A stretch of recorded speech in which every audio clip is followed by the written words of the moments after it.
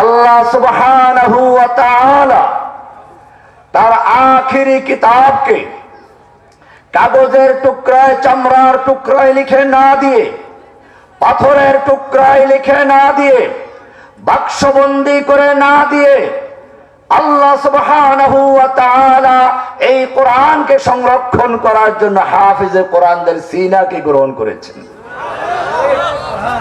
আমার সামনে আছে এই যে বাচ্চাটা, যখন শুরুতেই দেখলাম জিজ্ঞেস করলাম নাম কি, আব্দুল্লাহ। বয়স কত?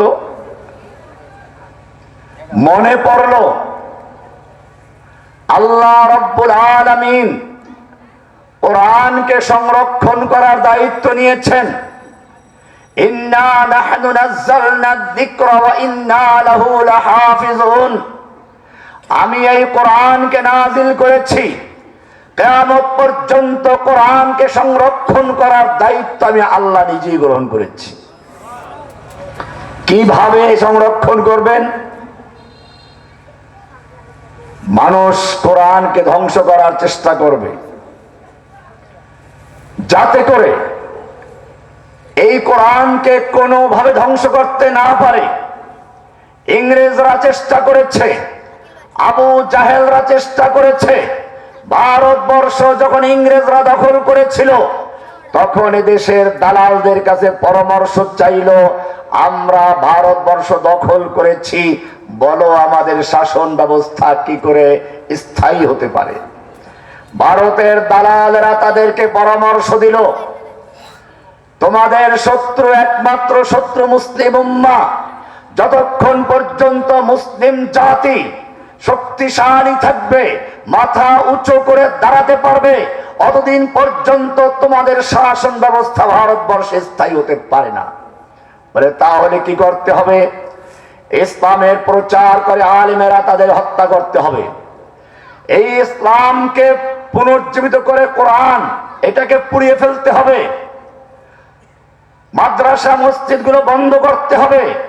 ডক্টর টমসন একজন ইংরেজ দার্শনিক এবং ঐতিহাসিক, তিনি তার স্মরণিকায় লিখেছেন 1857 সাল থেকে শুরু হলো এই প্রকল্প বাস্তবায়ন করা। তিনি লিখেছেন, ওলামায়ে কেরামদেরকে জীবিত অবস্থায় শূকরের চামড়ার ভিতরে ঢুকিয়ে দ্রুতগামী ঘোড়ার পায়ের সঙ্গে বেঁধে দিয়ে হত্যা করা হয়েছে।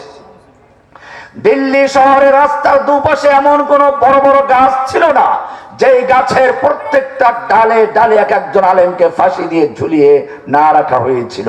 ওলামায়ে কেরামদেরকে মাল্টার দ্বীপে নির্বাসন দেওয়া হলো, আন্দামান দ্বীপে নির্বাসন দেওয়া হলো, কাউকে হত্যা করা হলো। কিন্তু যখন দেখলো এতেও শেষ হচ্ছে না, কোরআন সংগ্রহ করে পোড়ানো শুরু করলো। দিল্লি শাহী মসজিদের চত্বরে এক এক দিনে 3 লক্ষ কোরআনে কারিমকে একাত্র করে আগুন দিয়ে পুড়িয়ে দেওয়া হলো।